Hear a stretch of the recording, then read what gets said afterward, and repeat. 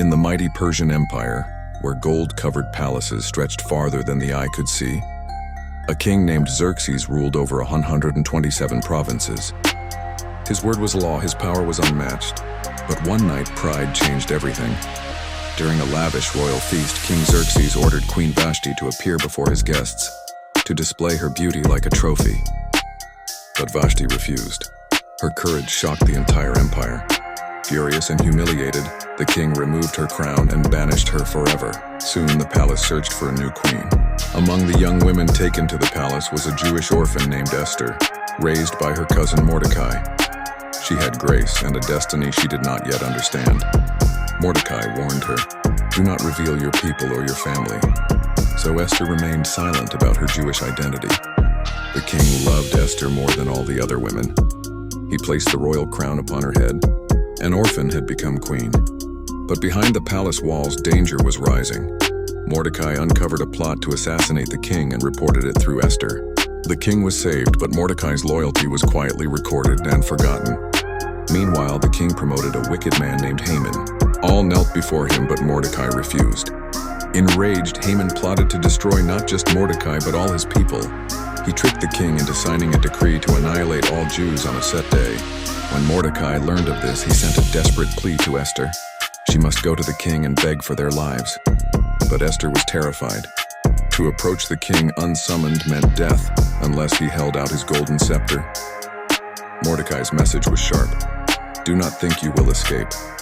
Perhaps you have come to your royal position for such a time as this." Esther made her choice. "Fast for me for 3 days," she told Mordecai. "I will go to the king against the law. If I perish, I perish." As Esther ruled beside the king, a man named Haman rose to power, second only to the king himself. Everyone bowed to Haman, everyone except Mordecai. Mordecai refused to kneel. Not out of pride, but out of faith. This enraged Haman. But instead of destroying Mordecai alone, Haman planned something far worse. When he learned that Mordecai was Jewish, he decided to wipe out every Jew in the empire. Haman cast lots to choose the day of destruction. Then he approached King Xerxes with lies, accusing the Jews of rebellion. Without investigation, the king signed a decree sealing their death. The date was set: men, women, children, all marked for extermination.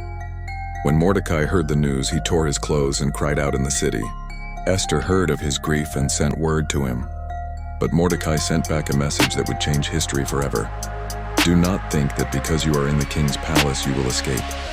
If you remain silent, deliverance will arise from another place, but you and your family will perish. And who knows whether you have come to the kingdom for such a time as this." Esther was terrified. No one could approach the king without being summoned. The punishment was death, unless the king extended his golden scepter. Still, Esther made her decision. She called for fasting. "Fast for me. I will go to the king, and if I perish, I perish." The fate of a nation now rested on the courage of one woman. After 3 days of fasting and prayer, Esther dressed in royal robes and stepped into the king's court. Silence filled the room. The king looked at her. Then he extended the golden scepter. Esther lived. Instead of revealing her request immediately, Esther invited the king and Haman to a banquet. And then, another banquet. Haman left full of pride, already imagining his glory. But when he saw Mordecai still refusing to bow, his joy turned to rage. That night, Haman built gallows 75 feet high, intended for Mordecai. But that same night, the king couldn't sleep. He ordered the royal records to be read and discovered that Mordecai had once saved his life and was never rewarded.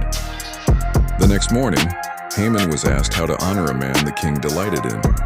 Thinking it was himself, Haman suggested royal robes, a horse, and public honor. Instead, Haman was ordered to do all of it for Mordecai. Then came Esther's final banquet. With courage shaking in her voice, Esther revealed the truth. "If I have found favor, spare my life and the life of my people." She exposed Haman as the enemy. The king burned with rage. Haman was executed on the very gallows he built for Mordecai. The Jews were saved, Mordecai was honored. And Esther's courage rewrote history. What was meant for destruction became a celebration. Purim, a reminder that God places people exactly where they need to be.